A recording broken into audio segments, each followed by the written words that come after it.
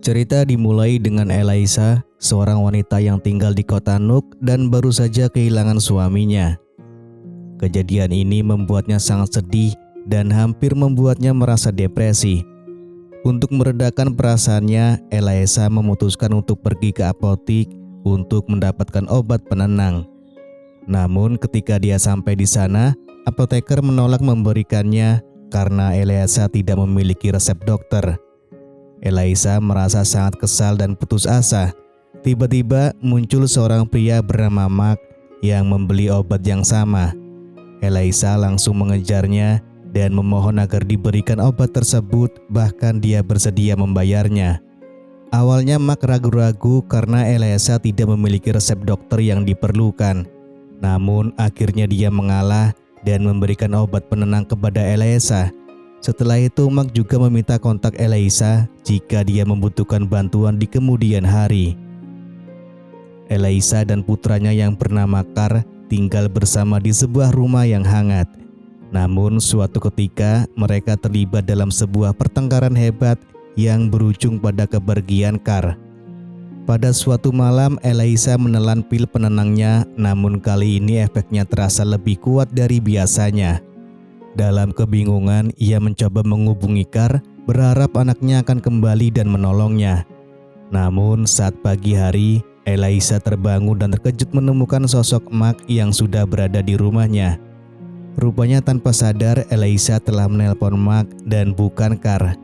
Dengan hati yang terbuka, Mark datang dengan senang hati, dan di pagi itu ia menyiapkan sarapan pagi untuk Elaisa. Hari demi hari Elaisa dan Mark semakin akrab. Kedekatan mereka tumbuh dan seringkali Elaisa menelpon Mark hingga fajar menyapa karena insomnia yang mengganggunya. Kehadiran Mark membawa sinar kebahagiaan baru pada wajah Elaisa yang sebelumnya jarang terlihat. Mereka menikmati waktu bersama, berjalan santai atau hanya sekedar berbincang. Dalam salah satu obrolan hangat, topik tertuju pada Carl, anak Elaisa yang meninggalkan rumah karena perselisihan dengan seorang wanita. Elaisa berpendapat bahwa Carl seharusnya tidak menjalani hubungan asmara sebelum memiliki karir yang baik. Namun Carl telah terbuai dengan asmara yang memicu konflik antara ibu dan anak. Elaisa merasa kecewa ketika Carl tidak mendukung pandangannya. Karena menurut Mark sendiri, Carl memiliki hak untuk mencintai dan membuktikan kemampuannya menjaga hubungan tersebut. Perbedaan pandangan ini membuat Elaisa merasa tersinggung dan memunculkan amarah dalam hatinya. Pada suatu hari yang tak terduga, Carl kembali ke rumah dan terkejut menemukan ibunya tergeletak tak sadarkan diri akibat minuman terlalu banyak. Di saat yang bersamaan, Mark muncul karena ingin memperbaiki kesalahpahaman dengan Elaisa. Carl yang terkejut mulai menduga ada sesuatu yang lebih antara ibunya dengan Mark. Diketahui jika selama Carl pergi, ia tinggal di rumah temannya dan sering menghabiskan waktunya di klub malam di mana ia kerap terlibat dalam pertikaian tanpa sebab yang jelas. Namun kejadian itu membuat Carl sadar bahwa sudah waktunya untuk pulang dan menghadapi konsekuensi dari tindakannya. Hari demi hari berlalu dan Elaisa serta Mark semakin dekat. Mereka sering terlihat bersama, baik saat berbelanja di pasar atau saat menikmati hari-hari mereka di atas kapal. Rumah yang dulunya sepi, kini sering terdengar tawa mereka berdua. Kehadiran Mark membawa sinar baru dalam hidup Elaisa, memberikan keceriaan yang sangat dia butuhkan. Pada suatu malam yang tak terduga, Mark nyaris menyerempet Carl yang sedang berjalan sendirian di jalan. Dengan spontan, Mark mengajak Carl untuk bergabung dengannya. Mereka pun duduk bersama dan berbagi cerita. Carl membuka hatinya menceritakan tentang pertikaian dengan ibunya. Dia merasa tertekan karena Elaisa tidak merestui hubungannya dengan kekasihnya yang membuatnya mencari pelarian di kehidupan malam. Mark dengan bijaksana menasihati Carl untuk menemukan jalan damai dengan ibunya, meski ia tahu itu bukanlah hal yang mudah, namun sangatlah penting untuk diupayakan. Di suatu hari saat bersama Elaisa, Mark memberitahu Eliasa bahwa ia harus kembali ke Filipina untuk mengurus bisnisnya. Mendengar ini, Eliasa tidak bisa menyembunyikan kesedihannya karena ia akan sangat merindukan kehadiran Mark.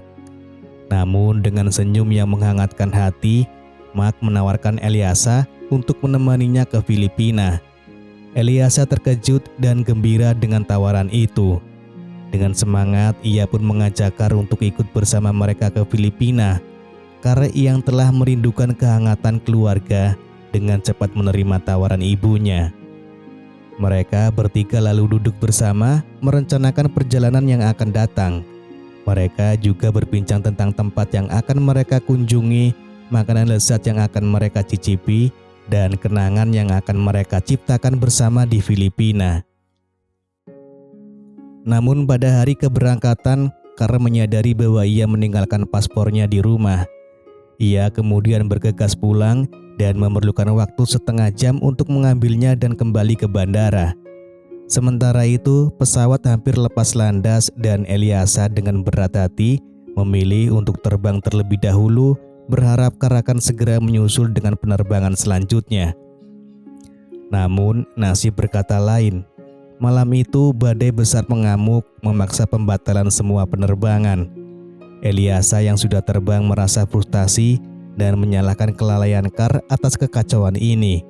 Mereka berdua terlibat dalam pertengkaran lewat telepon dengan Kar yang masih di bandara. Sementara itu, Eliasa dan Mark berada di hotel dan sedang bersantai. Mark penasaran dan bertanya tentang keberadaan Kar yang tidak ada di sana. Kemudian di sini Mark melihat kesempatan dan momen yang tepat untuk mereka berdua mulai melakukan permainan futsal. Mereka pun saling menikmati momen tersebut tanpa adanya Kar di antara mereka. Namun pada pagi harinya, Eliasa tidak menemukan Mark di kamar maupun di lobi hotel. Bahkan namanya tidak terdaftar sebagai tamu hotel. Eliasa merasa bingung dan sedih, merasa bahwa telah meninggalkannya begitu saja tanpa kejelasan atau penjelasan apapun. Eliasa merasa terluka dan kecewa. Akhirnya dengan hati yang hancur, ia memutuskan untuk kembali ke Nuuk, kota tempat tinggalnya. Rasa sedih dan kehilangan begitu kuat dalam dirinya saat ia meninggalkan tempat tersebut. Eliasa pulang dengan hati yang berat dan saat tiba di rumah, ia dihadapkan pada pemandangan yang memilukan. Kar terbaring diam di luar rumah, tubuhnya hampir sepenuhnya tertutup salju. Dengan berat hati, ia menyadari bahwa Kar telah meninggalkan dunia ini. Kesedihan yang tak terukur kembali menyelimuti Eliasa, diperparah dengan fakta bahwa persediaan obat penenangnya yang menjadi penopangnya kini hampir habis. Dalam keputusasaan, Eliasa mencari Mark di berbagai tempat, namun tak seorang pun tampak mengenal pria itu, baik di apotik maupun di tempat lainnya, seolah-olah Mark tidak pernah ada. Setelah Eliasa pulang, dia menemukan Mark sudah berada di dalam rumahnya. Eliasa menangis dan bertanya mengapa Mark pergi begitu saja. Mark hanya terdiam, tapi kemudian memberikan kunci rumah yang sering dibawa oleh Kar. Eliasa terkejut dan khawatir bahwa kematian Kar mungkin ada hubungannya dengan Mark. Dan benar saja, Mark adalah pelaku di balik kejadian tersebut. Eliasa merasa terguncang oleh kebenaran itu hingga hampir membuatnya kehilangan kesadaran. Melihat keadaan Eliasa saat itu, Mark segera membawanya ke rumah sakit untuk mendapatkan perawatan. Kemudian, Mark pergi dengan tiba-tiba meninggalkan Eliasa dalam kebingungan. Eliasa mulai bertanya-tanya tentang alasan dibalik tindakan mengerikan yang dilakukan oleh Mark. Semua terungkap bahwa Mark telah merencanakan segalanya dengan cermat. Pertemuan-pertemuan dengan Eliasa dan Kar sebenarnya sudah dia atur dengan sengaja. Ternyata Mark memiliki sejarah keluarga yang terkait erat dengan kejadian ini. Dia memiliki seorang anak perempuan bernama Tessa yang tak lain adalah pacar Kar. Konflik antara Eliasa dan Kar terkait larangan pacaran yang diberikan oleh Eliasa mendorong Kar untuk mencari hubungan di luar. Tessa sendiri mengetahui kelakuan Kar di luar sana dari seorang temannya. Dia merasa sangat marah karena telah dipermainkan oleh Kar. Patah hati dan kehilangan harapan, Tessa terdorong oleh emosi yang mendalam hingga membuat keputusan tragis untuk mengakhiri hidupnya. Inilah sebabnya mengapa Mark merasa dendam dan ingin membalas atas kematian putrinya.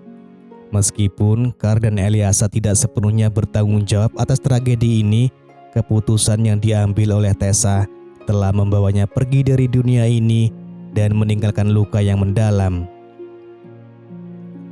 Sementara itu, Eliasa mengalami kegilaan dan stres yang sangat parah sehingga dia sekarang berada di rumah sakit jiwa. Kesedihan dan trauma yang dialaminya telah membuat keseimbangan mentalnya terganggu, lalu film pun selesai.